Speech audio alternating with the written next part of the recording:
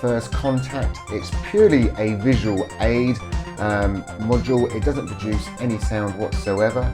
It's got two lots of polymode CV in, so it takes the pitch and the gate, and it's also got a mono port as well. So you can actually have a total of 33 inputs coming into this device if you've got, obviously, voltage module configured correctly.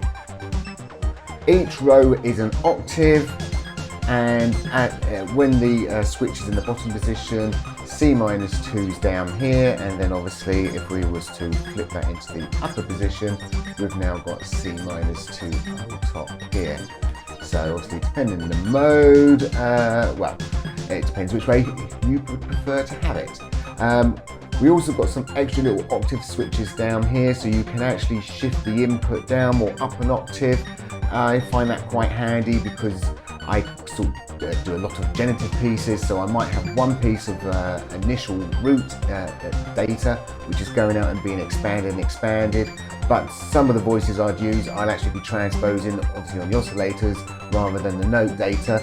But when it comes into here, it means I can actually split them out and say, okay, yeah, fair enough, that's playing that sound and this one's playing this sound, even though it's actually really playing, say, the same note, but let's say they've been transposed actually at the oscillator level themselves. So I actually find that handy to kind of sort of split one out on the other. We have a simple reset button if you do end up with any sort of hanging notes, but you shouldn't do.